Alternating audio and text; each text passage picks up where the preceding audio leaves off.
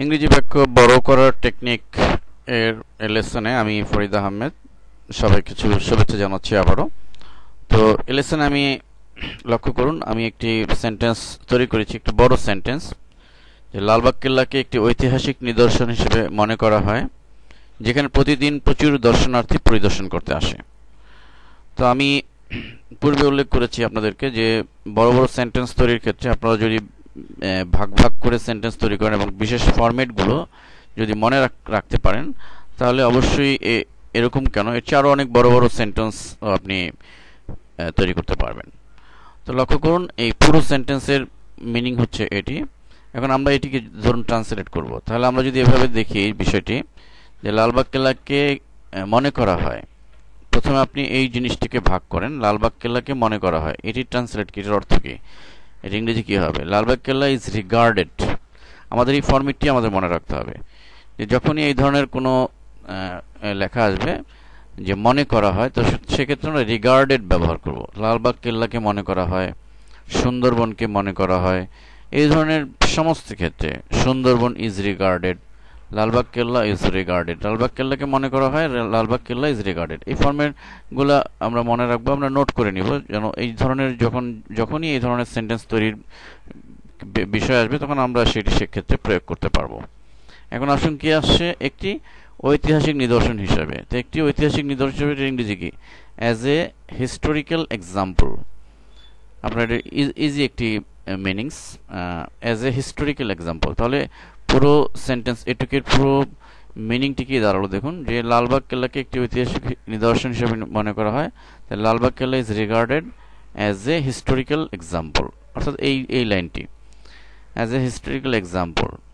এখন কমা দিয়ে এর পরের যে অংশটুকু রয়েছে, যেখানে প্রতিদিন প্রচুর দর্শনার্থী পরিদর্শন করতে আসে। তা আসুন, তো এটি সহজ, যেখানে হোয়ার, যেখানে ইংরেজি হোয়ার, প্রচুর দর্শনার্থী ইংরেজি কি, যে এ লট অফ ভিজিটার্স, প্রচুর দর্শনার্থী, এখানে প্লুরাল হওয়ার কারণে এস যোগ হলো। তাহলে পরিদর্শন করতে, টু ভিজিট, যেখানে প্রচুর দর্শনার্থী পরিদর্শন করতে।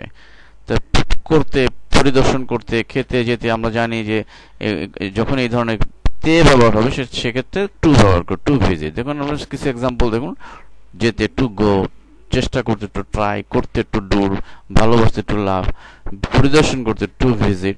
সো আমরা এখানে পরিদর্শন করতে টু ভিজিট এরকম মনে রাখতে হবে, যে করতে, যেতে, খেতে, সেক্ষেত্রে আমরা তার আগে টু বসাবো, to visit. To visit come to visit, মানে পরিদর্শন করতে আসে। তাহলে এখানে পুরো সেন্টেন্সটি কি হলো, যেখানে প্রতিদিন প্রচুর দর্শনার্থী পরিদর্শন করতে আসে। হোয়ার, যেখানে এ লট অফ ভিজিটর্স, প্রচুর ভিজিটর, দর্শনার্থী, কাম টু ভিজিট, মানে ভিজিট করতে আসে, পরিদর্শন করতে আসে প্রতিদিন, ইংরেজি এভরিডে। তো পুরো বাক্যটি যদি আমরা দেখি, তাহলে কি হবে, লালবাগ কেল্লাকে একটি ঐতিহাসিক নিদর্শন হিসেবে মনে করা হয়, যেখানে প্রতিদিন প্রচুর দর্শনার্থী পরিদর্শন করতে আসে।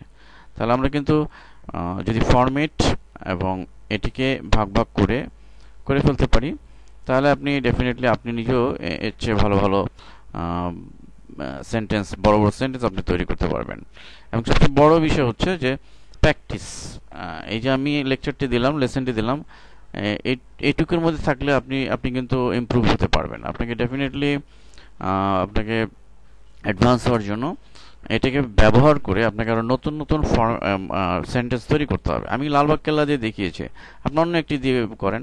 লালবাগ কেল্লাকে আপনি সুন্দরবনকে একটি একটা বিষয় দেন, যে হিসাবে মনে করা হয়।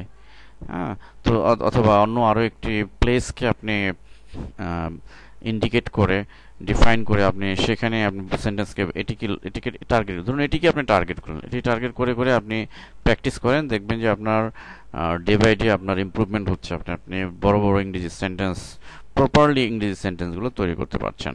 এবং এই ফরম্যাটগুলো আপনারা মনে রাখার চেষ্টা করবেন, যে সমস্ত ফরম্যাটগুলো দেখানো হচ্ছে, যেমন রিগার্ডেড, লালবাগ কেল্লাকে মনে করা হয়। ঠিক একইভাবে আমরা যদি 2 নম্বর উদাহরণটি লক্ষ্য করি, সিডনি অপেরা হাউসকে আধুনিক নির্মাণশৈলীর একটি আকর্ষণীয় উদাহরণ হিসেবে মনে করা হয়।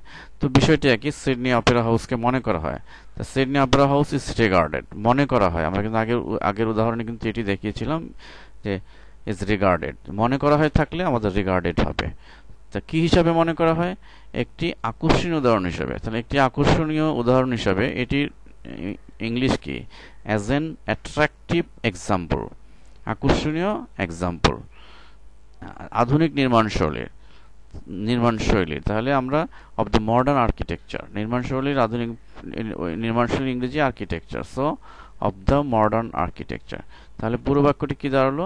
Sydney Opera house is regarded, মনে করা হয়, অ্যাজ অ্যান অ্যাট্রাকটিভ এক্সাম্পল, একটি আকর্ষণীয় উদাহরণ হিসাবে। কিসের উদাহরণ হিসেবে? Of the modern architecture. তো আশা করি ইংরেজি বাক্য তৈরির এই লেসনগুলো আপনাদের জন্য হেল্পফুল হবে এবং আমাদের সাথেই থাকবেন। ধন্যবাদ।